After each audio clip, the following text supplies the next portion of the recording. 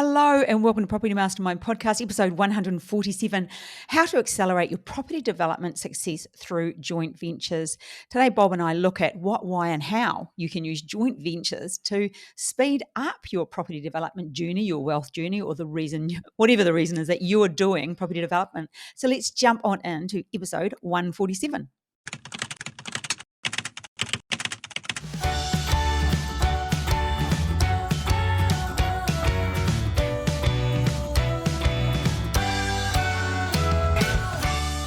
Hello, welcome to 147.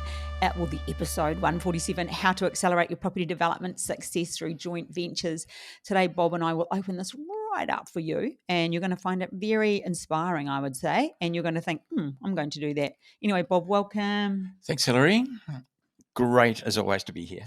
As always, it is great to be here. What's better than the alternative? Absolutely. That would Definitely. be 100%. not being here. No, I wouldn't be anywhere else either. No. Than sitting beside you. Oh, I'd to say, well, we've got a beautiful view we were recording from at the moment. So we can look to our left and see something pretty amazing, which is awesome. Anyway, we are lucky. We are very lucky to be here and happy. Bob, what's your tip for the week?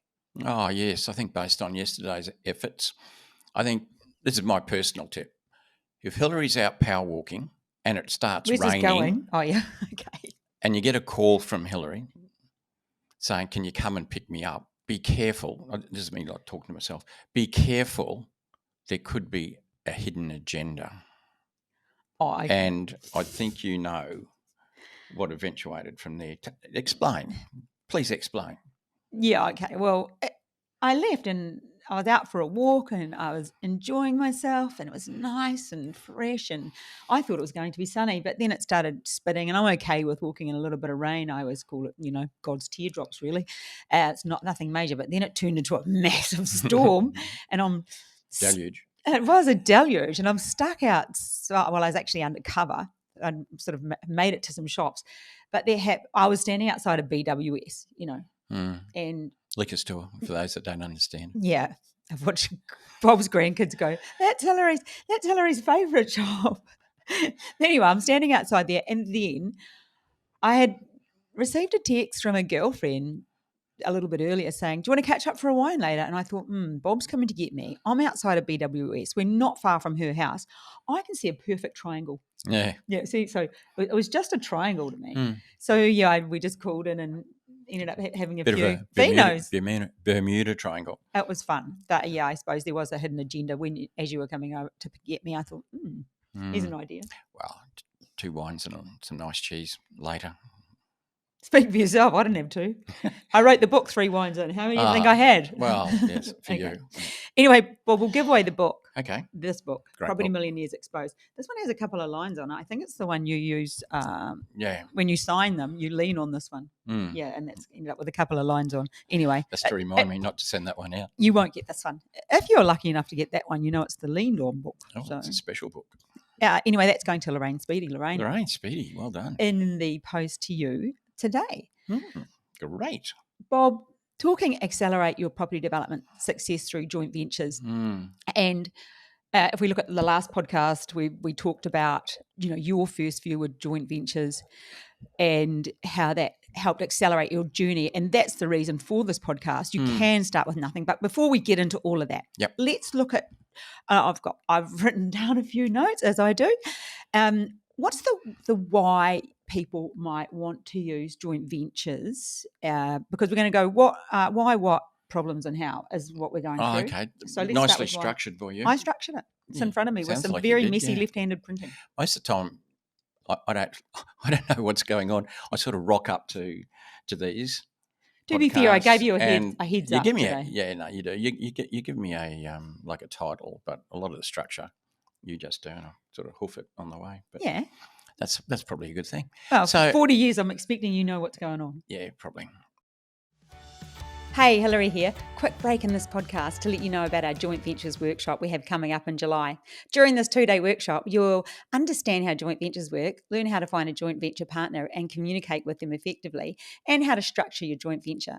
This will be an awesome event in Sydney with people coming from all over Australia to join us, and we want you there too. So check out our website to reserve your seat or click the link below in the show notes. Anyway, back to the episode. Bye for now. So the why, well, yeah.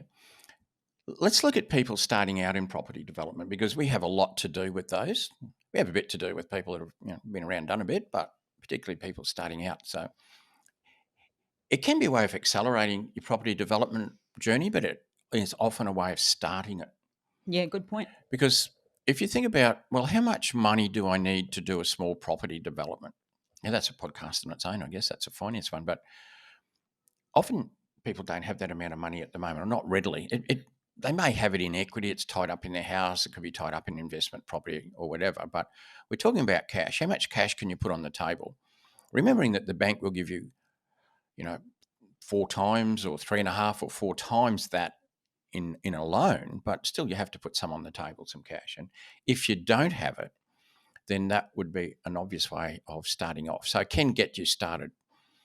These sorts of things got me started on my first couple of projects, and it's launched many a property developer things like a joint venture, where you're using somebody else's money as that bit you have to put on the table, but then they're invited. Well, there's a couple of ways of doing it, but they're invited into it and to share in the profit. So it can get you going. It can also accelerate it. If you think, let's say somebody's got enough money to do a project on their own. Bob, that's number 3. Oh, I'm jumping ahead. I haven't seen your notes. All right. No, you carry on. No, I'm only joking. But it can be. I mean, you're right. Let's keep it simple. It can launch you, or you can use it later to accelerate you. Yep. So it can be either a launch or an acceleration. But yeah, talk about why the accelerator and that point, what you're talking about there. Well, we talked about why getting started, or how a joint venture can get you started if you're a bit short of the money. But what about a situation where you've got enough money to do your own development, but you don't want to wait until you've finished it, taken your profit out, and then do another one? Because that might be a little bit slow for the plan that you've set for yourself. So, okay, get that first one going yourself, and then look for a second one, but use a joint venture partner on the second one. So my brain just goes straight away, because I always look for examples, and straight away I've got the Kipus all day long now looking for their second one. They've just demoed finally. Craig and Tia Piva, sorry. Yeah. Their first one's underway, but all of these have gone through the mentoring program. We plug there if I want to. Keyboard warrior, go away. But now they've really stepped up. We interviewed them, or you interviewed them a few podcasts ago. They got their first one underway, and same thing. That meant that they did need somebody to come in so they could kick off their second, and they're kicking off a cracker and a big one just by really understanding, having the knowledge, doing everything they needed to do. Well done, you guys. Yep. Also, who else has gone along that route that I'm thinking of? There was a third person that just popped into my head straight away. Jamie and Casey, of course. That was their strategy straight away. They joined in the mentoring program, and theirs was always get started, pull their money out, get the next one. That's a slightly different.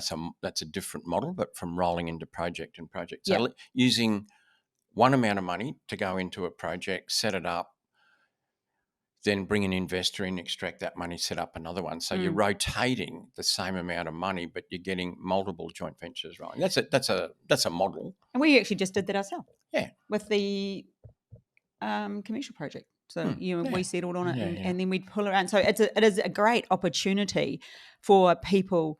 And another thing, Bob, is it's the tapped out thing. That's what we're covering there, isn't it? People become tapped out, or their money's somewhere else, or whatever. Yeah. So that's examples of how joint ventures can kick you off, or can accelerate your process along the way. And you can do multiple joint ventures. Yeah. We had a couple in our mentoring program some years ago who at one point had up to six projects on at the same time. They're all joint ventures. And I think, didn't Jamie and Casey, they had 5 rolling, 4 or 5. 4 or 5, yeah. And it takes a bit of work, and you obviously have to know what you're doing, but that definitely speeds up your journey, because they have that great plan that they're adhering to. Yeah. So, Bob, the next thing I want to talk about is the what. Let's talk about joint ventures, and this is okay, everyone be careful of what's about to come out of Bob's mouth because he gets a little bit hot on this one. It's a soapbox moment. Oh, what is it? You always go on, that's equity partner, money partner, joint venture partner. He gets a bit about the technicals because it's thrown around so loosely. It's like saying, I have to go to hospital for an operation. For what? The term joint venture does get thrown around fairly loosely, but it takes different forms. It can be structured so many different ways. Yes. But when you say joint venture, you've got money partner, equity partner. So or loan partner, we call them. Yeah. I mean, some people say joint venture, some people say loan partner, some people say money partner, and I mean, that's fine. Call it whatever you like. But there's different structures behind what you could call a joint venture, and some things you call a joint venture aren't technically a joint venture. But look, the commonality is this: you're using. Well, remember the old term OPM? Other people's money. Connie uses that one. She always talks about OPMs. Yeah. I mean, I heard that 40 years ago, the old OPM. And really what we're doing is we are employing other people's money into our project in various ways. And so there are difference between those ways. We try and keep it simple ourselves when we talk about an equity partner and a loan partner.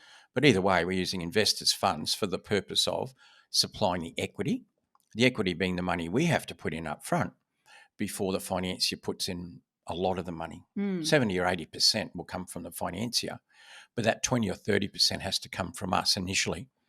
And it's where does that money come from? Well, somebody else. And we could call that a joint venture, but it takes different forms. Bob, actually, something I've thought of that isn't on my list that I wanted to discuss here. But I think one of the problems can come when people think they want to do a joint venture, but they don't know what type, and this is a Hilary thing, clarity, belief, action. You need to be clear on what your joint venture or whatever you want to call it, let's throw them all into that, what that is. What do you want to do? How much do you want to put in or not? What is your actual plan for it? Because you can't invite somebody else to your opportunity until you're clear about it. And there's nothing worse than having a conversation with somebody who's not clear about what they want, because that just creates distrust. It makes people look like they're confusion. You're silly. It's like, why would I give you $300,000, $400,000, whatever I would loan you as perhaps a money partner or a equity partner, if you came to me with a half-baked idea? Perhaps if I was a relative and you were saying, I'm going to look into it more. But if you're talking about this to somebody who is interested in property developing, wanting to get involved, and you are confused about it, that does not work. And have you ever thought of that? Oh, yeah, of course. And that's why we often say to people who need some capital from an investor, okay, what model are we going to use here? Are we going to use what we call an equity partner, where the partner comes in up front to the project? More often than not, they're on the title with you. More often than not, they're on the loan with you. And their reward is profit share. That's what we call an equity partner. Is that the model we're going to run with? Or are we going to run with what we call a loan partner, who simply lends the money to you, the developer, but they're not part of the project. They're not on the title. They're not on the loan. They're simply lending you the money at an interest rate. And that's how they get rewarded, by an interest rate return. So for us, it's very important. Let's at least have a look at that model first and how that might work, because you're totally right. If all you can say is, I need $500,000 to do this project. I need a JV partner. Duh. Yeah, and what does that really mean? Because it can mean so many different things. Yeah. And I've simplified it when I've just chosen two models, but then within each one of those, there's a whole different ways of structuring it. And when do you need a so-called joint venture partner? And then also along those lines of when do you need, it also opens the door to the later that person comes in, if it's just money, and they're not on the title, then the less that costs you in interest. But you've got to have that money locked up. They can't change their mind halfway through. I don't want to do that now, or another opportunity came up. So there's a lot more to setting that up than people realize, which brings me to the idea, or letting people know we are running a joint ventures event. So if you're interested in attending that, it'll be in Sydney. It's 2 days. Just register your interest below, and the more information will be out on that soon. So 2-day event. And it's going to be really opening up joint ventures so you fully understand what's required, because then once you understand, then you can go out and actually, find your joint venture partners and what is the word find? Come across. Locate. You locate, whatever. But if you're interested in that, there'll be a link below. And I'll have a couple of our Top Gun team members there that we use on joint ventures, professionals as well. Yeah. So, it'll be the best thing out there. It'll be the only one. Yeah. Yeah. So that's something coming up. But in the next few months. Yeah. So the joint venture, like I was saying before, another question you need to ask yourself, or work out at least, so that you know what your proposal is, so that you look professional, is when do I need the money? So it could be if you've got very little money, you might need a joint venture partner right from the beginning, right from when you sign a contract and put a deposit down. You might need one then. You might have enough money to pay a deposit, go to contract, but need a joint venture partner, shall we call it, before you settle the land. And maybe you get an extended contract, 3, 4, 5, 6 months. You might have a bit of time on your side. That might be when you need one to settle the site.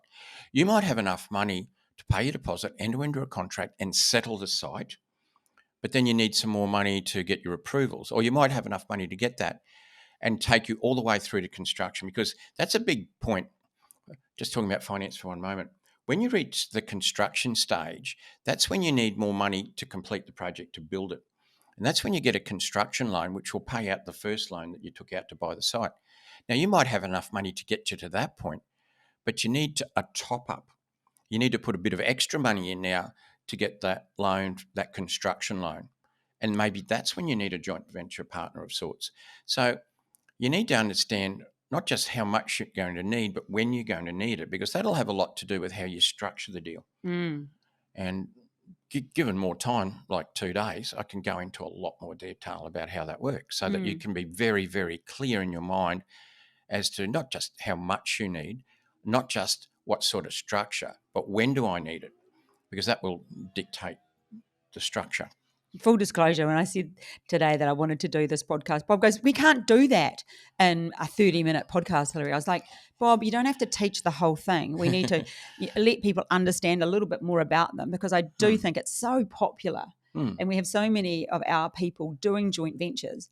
And I think it's such an opportunity for people. But yeah, he went into panic mode, and I'm like, just woe back, cowboy. It'll be fine. Yeah. You'll be fine. Well, it's a big subject. I mean, you're so passionate about them too. Well, yeah. I mean, and I'd rather talk about it for 2 days. Oh yeah, for 30 sure. minutes in a way, but yeah, well, that's it. I mean, the core essence of it is using somebody else's money in your project to supply that equity, or at least most of it. You might have a little bit yourself. We've got a classic example of somebody in our community, Alex, and he's got his development underway. Must go to demo soon, mentoring students. So I think, we interviewed Alex a couple of weeks ago. So I think you did. He is an investor in 2 projects. Yeah. And so he's got 2 projects he's investing in. He's got his own one underway, and one's with another mentoring couple. So he's invested with mentoring. He's invested with us. He's got his own underway, and then he's using another mentoring student's money for as a that's a money partner. Yeah, that's just money, isn't it? That's a loan partner. A loan partner. Yeah. So he's like you, Bob. He's got creative strategies going on, and great, because all of that stuff helps him move forward faster. Yeah. No, he's learned all the angles, like I was just talking about. Yeah, and actually, I think he has 2 there, but so because you can't use self-managed super fund on your own developments, but you can use it in other people's, and so he just said, "Did I know anyone?" I was like, "Yeah, actually, I do know somebody in the mentoring program who was super." So it was kind of awesome, and that's a great way to see, like you say, somebody moving forward and using joint ventures to accelerate his success. Yeah, which reinforces what I've always said, is property development is like a platform, if you want to call it that, for making money work smart for you, because building wealth is all about how you use money and being able to leverage the power of money. There's more than one platform. You could do it through share trading or through lots of other ways of leveraging the power of money. And we just use property development. That's our platform. That's what we use. It's our vehicle that drives the smart use of money.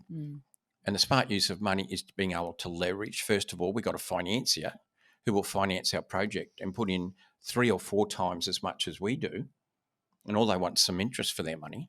They don't even want a joint venture. That's pretty good from a financier's point of view. But then the bit that we're short, we can use, we can borrow from somebody else and either pay them some profit share or an interest rate.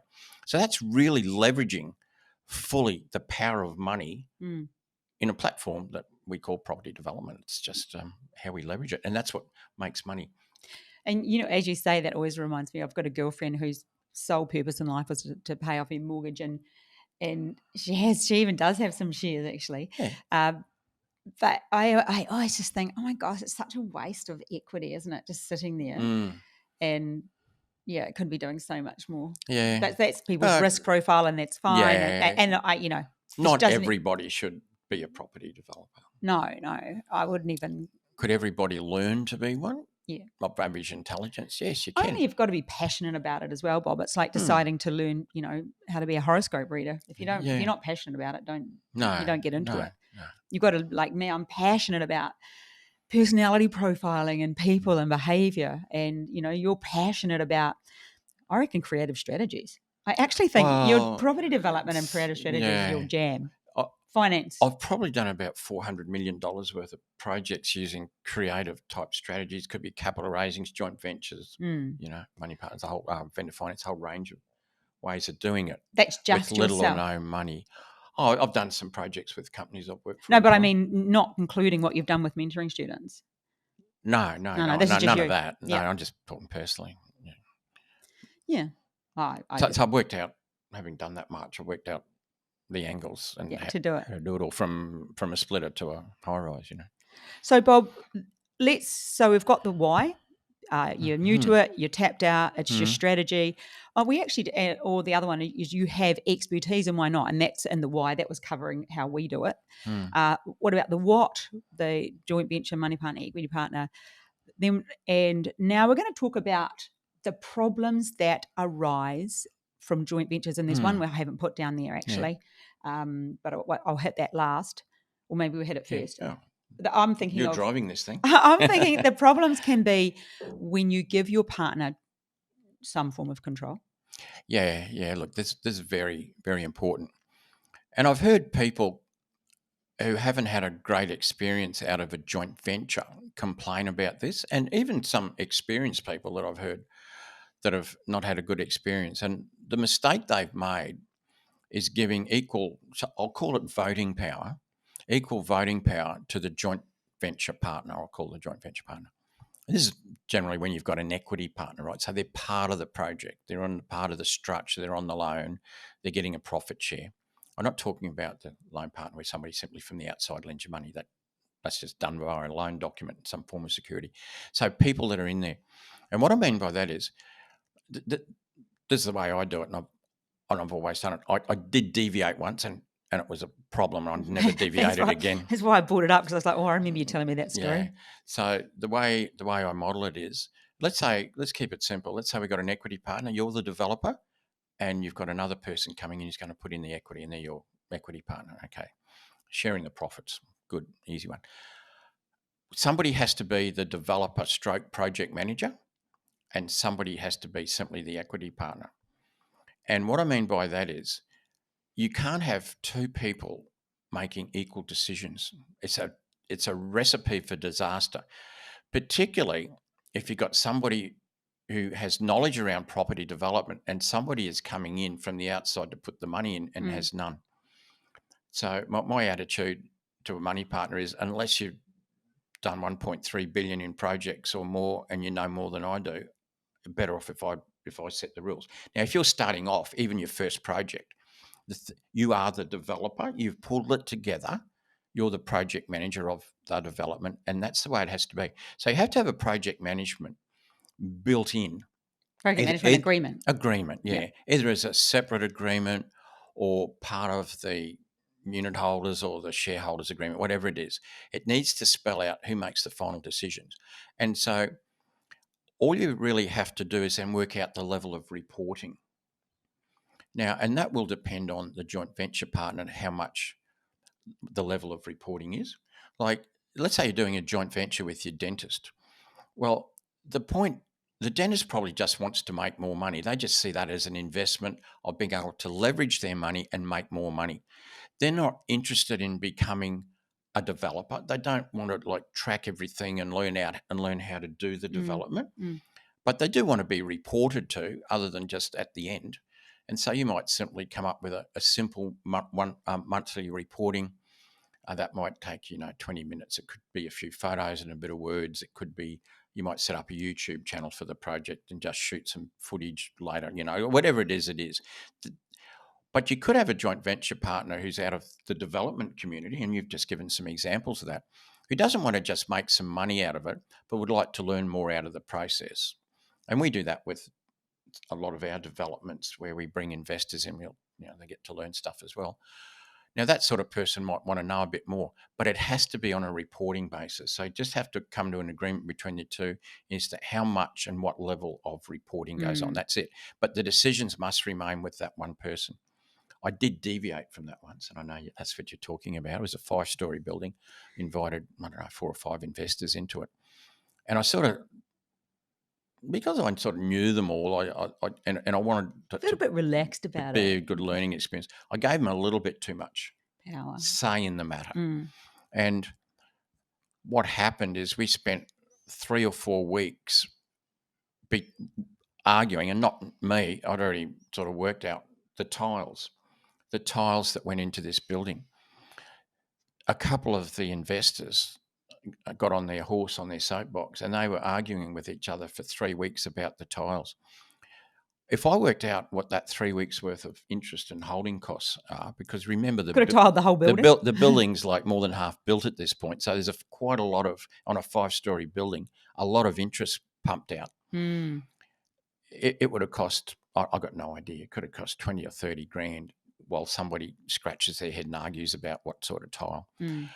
I only ever made the mistake once, and I'd never make it again. It was nowhere near my first deal. I just sort of relaxed on it a bit, and I'd never do it again. So that's my recommendation. And I've seen a lot of people have unhappy experiences when they've made it. They think it's a great democratic thing that, you're both in there equal. You can't be equal. You don't want to be equal when it comes to managing the project and making decisions. That is the worst thing you can do, is be equal. Be equal in a whole heap of other stuff if you like, but not that. So that's one of the problems. The other problem, the other 3 that I wrote that could be potential problems when you are wanting to do some form of joint venture is accountants and lawyers. And we've talked about this on other podcasts, because they do, when they don't understand, which is often. They're very good in a narrow field. Stay in your wheelhouse. Stay in your wheelhouse. But I think they just, their cousin's auntie's mother's dog had a bad experience once, but which you also can have with crypto shares and everything else. But they will just squash the idea. Yeah. Can be a thing. Yeah, and that can be a thing with a joint venture partner. Yep. So once again, if the so-called joint venture partner came from our community, which would often be the case, that they're smart enough to know that you use external people like lawyers and accountants to do a particular job that they're good at, and you instruct them. Have you ever heard of lawyers taking instructions and asking for instructions? Yeah, that's what they do. I instruct lawyers on a daily basis. He actually does. I'll take advice from them. I'll listen to them. I'll ask them questions and take legal advice. But in terms of instructions, I'll steer that. And the same with an accountant. So what you've got to be careful, and look, it's going to happen. It's happened to me. It's happened to a lot of people, is when you're talking to a joint venture partner, particularly if they're nervous, they're going to take advice from an accountant and a lawyer. And that's not a bad thing. If that's what they need to give them the confidence to say yes. But then often they go to the wrong lawyer and the wrong accountant, and it's not something that you can really control. And the easiest way of not getting into trouble is to not do something. So a lawyer, some lawyers, and we've seen it recently, who maybe ask for advice from somebody, rather than say yes, and there's a small chance something could go wrong and come back on them, they'll say no, because if they say no and nothing happens, nothing can come back to them. Yep.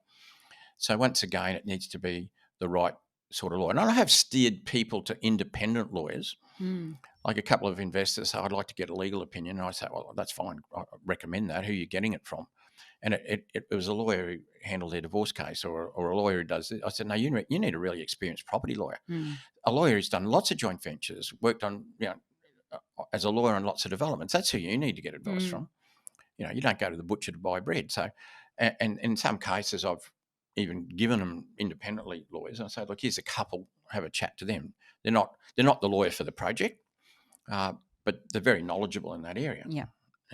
So that lawyers and accountants can kill deals for sure. Another one can be, but not many.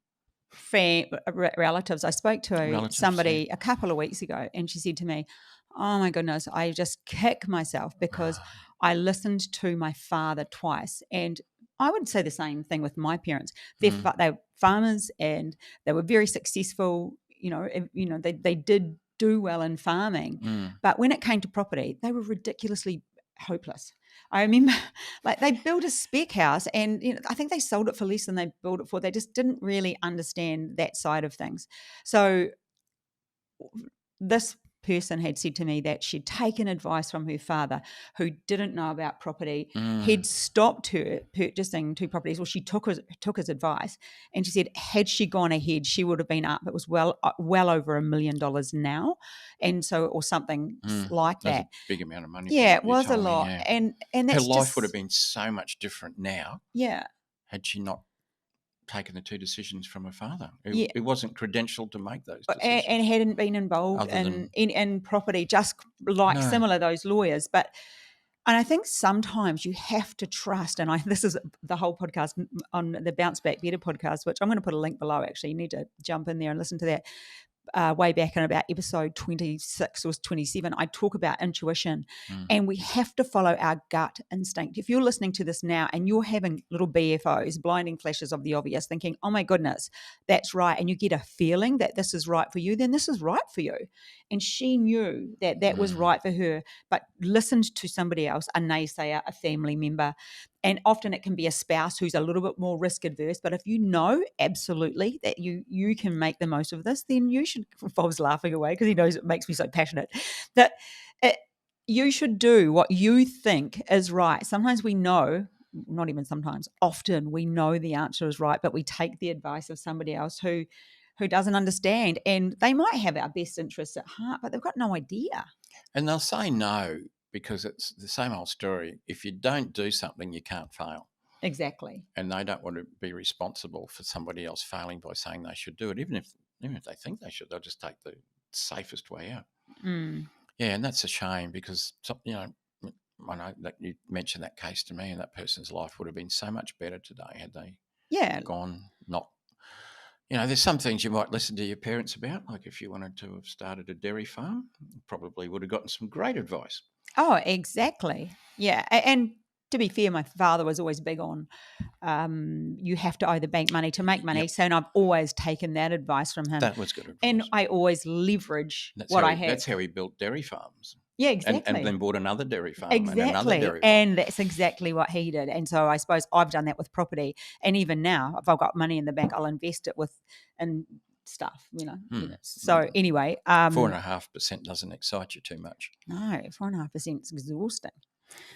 Before tax. Yeah, exactly. And inflation. Oh my God. Does that mean you make any money out of the bank? No, probably going backwards. Oh, yeah, there you go. Okay, so lastly, Bob, so they are the problems that can occur, and I'm sure there are others. But there's things you can do about those problems. Yeah. Can I throw one in? I don't even know if it's on your list. No, it's not, because that's the end. So what is it? Oh, okay. And this is an area of expertise for you. Maybe it's a good one to close with. 2 people are going to be equity partners in a project, not the loan partner out to the side, equity partner. You're going to be doing business with that person for, let's say, 18 months, 2 years, even on a small project. And there's going to be, yes, and follow my model where one person makes the project decisions and the other person doesn't. But there needs to be a lot of communication. I mean, initially there needs to be trust. You won't do a joint venture if there's no trust. So we have to have trust. But during that joint venture, you're dealing with this person potentially on a weekly basis or reporting, and particularly if it's a higher level of reporting, you might ask their opinion, but ultimately you make the decision. So there's lots of interaction. Personality-wise, I mean, a lot of people are just happy to get a joint venture partner who's got some money. They don't think too much about, I've got to deal with this person for the next, 18 months, 2 years. And it's probably not a big decision-making thing. If you had 3 or 4 people willing to give you the money that you wanted and you had to choose one of the 4, maybe it becomes a thing. But just personalities of joint venture partners, particularly if you've got a bit of communication.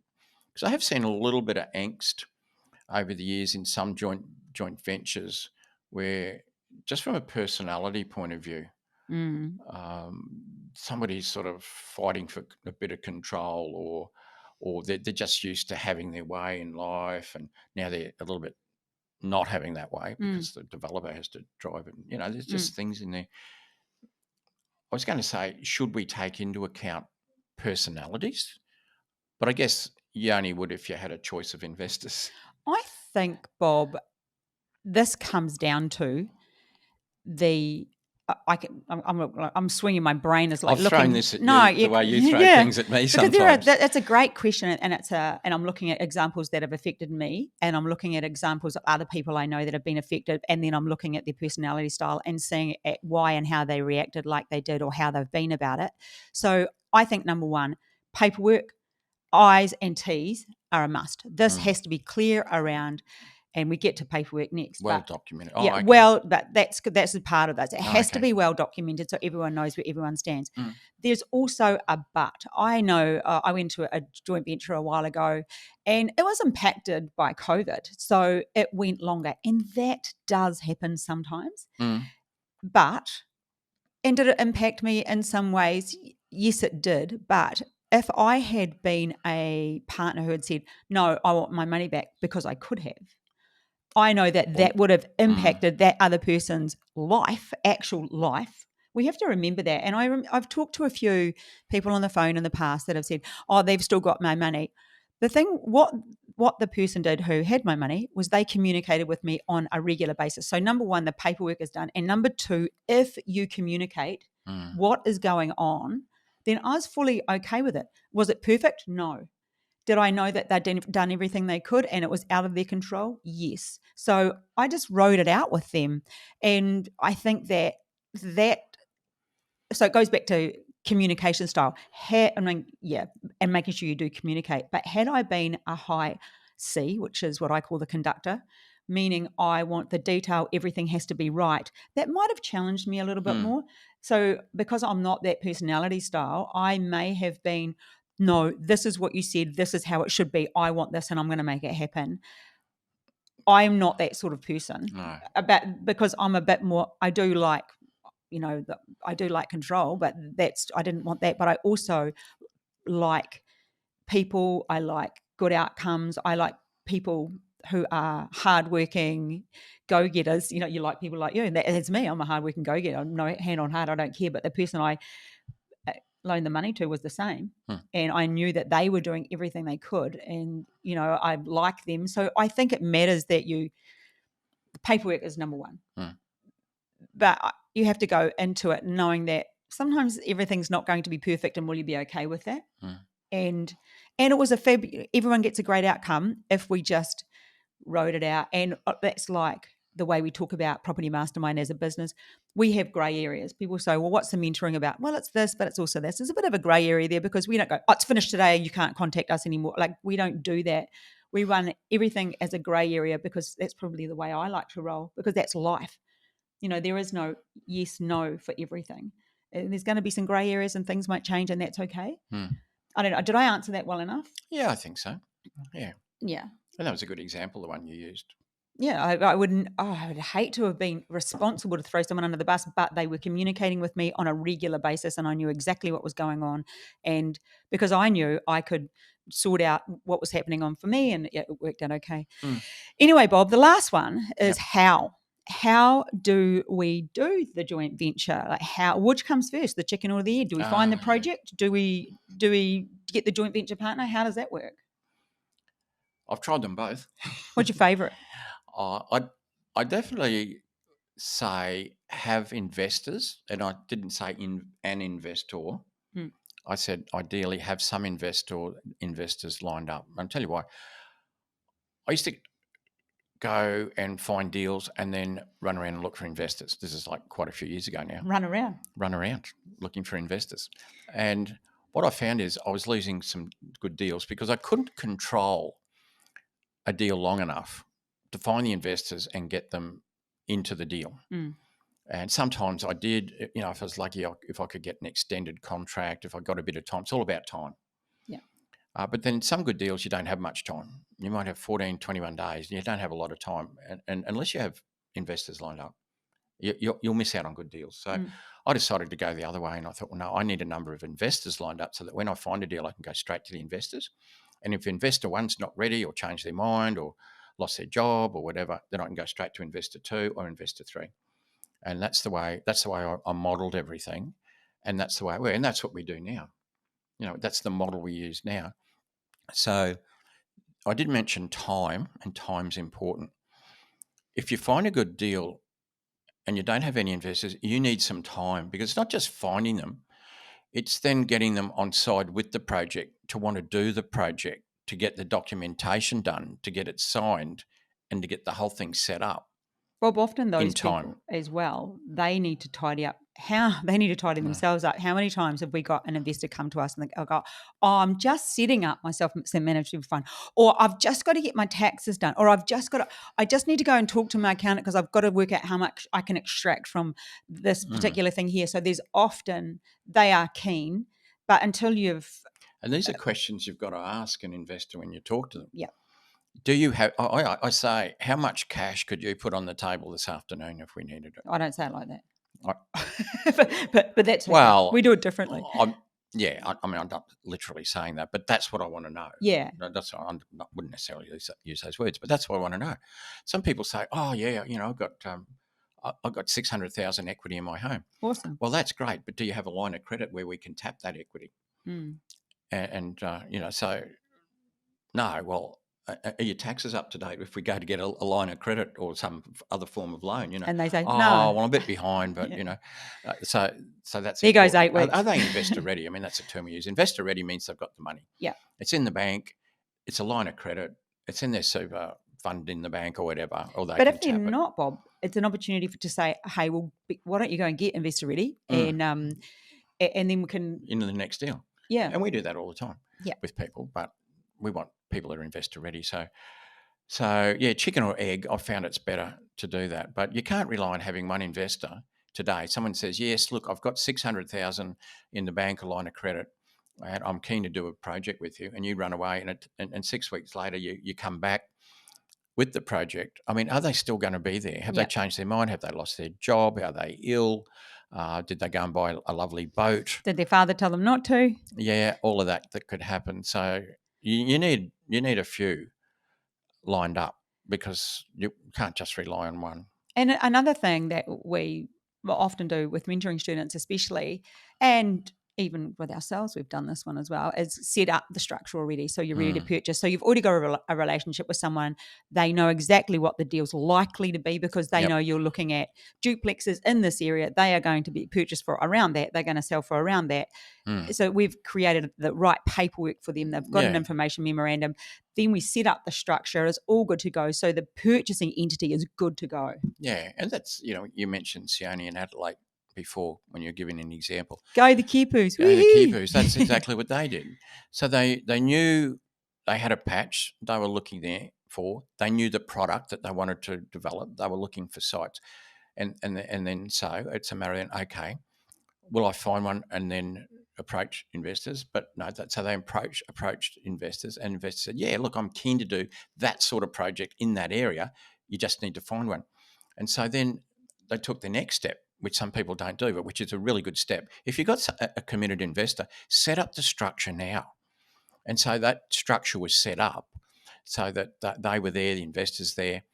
And as soon as a deal was found, which wasn't all that long later, I don't know, was it 4 or 5 weeks? It wasn't long, I remember. They could use that structure to go straight onto the contract. So you're not wasting 2 or 3 days to set up a structure and perhaps lose the deal. A structure could go straight on. That's one reason. You could If you do some quick due diligence, you can put your name on that structure on the contract straight away. The other thing is it's a level of commitment. It's a commitment from both sides, I suppose, in that they knew that they already had the investor there, because the investor's part of the structure already, that entity. Now, it could be a unit trust with a corporate trustee or whatever the entity's going to be. That's already established. And so the investors made the commitment, yeah, I'm in, just find a good project that I'm happy with. And then, so it does those two things. You got the investor there, ready, waiting. The investor wants to do the deal. They're just waiting for the developer to find one. You got the developer looking for a deal, and you got the investor ready to go. And the structure's already there, and you go to a contract straight away. That's a perfect scenario. Yeah. That sort of thing. And look, it doesn't cost a fortune. Probably costs about $2,500 to set up a company as a trustee for a trust. Okay. And so on the scheme of things, and that's what you have to look at, it's like paying for your education, it's like setting up the trust. On the scheme of things, they're project costs. And when you get to the other end, the profit is you don't even... it's a standard project cost to set up a structure. It's just that you're setting it up in advance, that's all. Can I just even jump in there, Bob? Because I remember early days when I've done, my background is renovations and, a little bit of investing in property developments, but mostly, I was the Reno Queen, well over 20. And here you are talking about unit trust with corporate trustees and all that. And I remember when you first dragged me to my first workshop when we were dating. Did I really drag you? Yes. Oh, okay. No, you didn't drag me. I went along there. But I thought you might want to see me in action. Yeah, you're just showing off, I think. But anyway, I remember sitting there, and there was all these big words like corporate trustees and unit, like that to me back then was frightening. And for some people now, even you and I speaking about that is like, got to do a what? You don't actually have to know, because like the guy sets it up, or other person, it could be a female. A good accountant who's got property experience can quickly work that out. Yeah. So you don't, if you're thinking, I don't even understand those words, and they will, a good one will explain it to you in primary school language. So you're like, oh, okay. And that's what it took. It took somebody to explain, oh, okay. Because you used to say stuff like that to me, and I'd look at you thinking, what? Yeah, because it wasn't in my wheelhouse. I didn't need to know. It's back to knowing what you want to do. So exactly. If you went to a really good accountant who understands business structures and done a fair bit in property and said, look, this is what I want to do. I want to be specific. I want to develop a duplex in this area.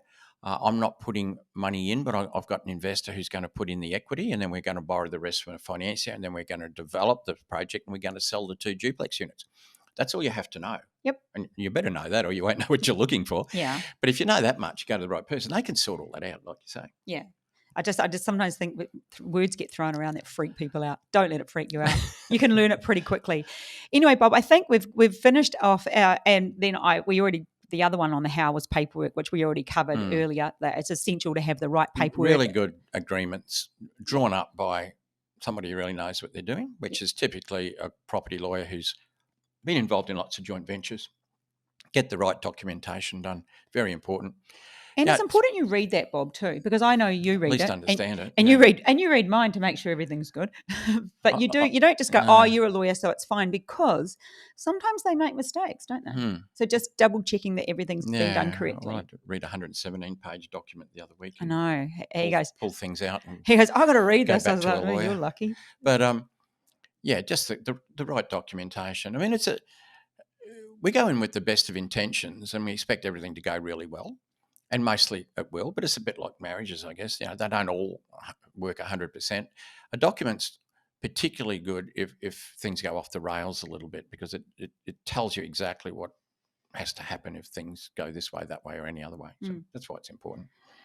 Anyway, Bob, on that note, it's a longer podcast than normal, so you were correct. You said this is going to go on for days. It's not 2 days. No, it wasn't 2 days. If you want the full version. If you want, yeah. So, if you do want to come along to our joint venture, are we calling it a workshop? Oh, boot camp workshop. Yeah, we'll have to give it a name. Yeah, we will. We'll have to get Georgia onto that, and she'll listen to and this. Look, it could be if you're a developer and looking to do a lot more of these creative strategies, not just joint ventures. I'll talk about capital raising and all different things. Yeah. But it could be that you've got money that you would like to invest in developments even. It'd be a great thing to come, because you get to learn a lot more about the type of things that you're going to invest in, which is important. Yeah. And, you can make profits out of property development without being a property developer as well. So it's suitable for both those people. It is indeed. Okay. So thanks so much for listening, everyone. If you think this podcast would be useful for anybody in your world, just share it to them. I think, there's a little button on the top, share it off. And if you watch us on YouTube, hit subscribe. And we will catch you next week, episode. Oh, it's getting close to episode 150. Well, that's a benchmark. We have to have some sort of celebration. Don't know what that'll Work be. on that. We will. Anyway, bye for now. See ya. Bye now.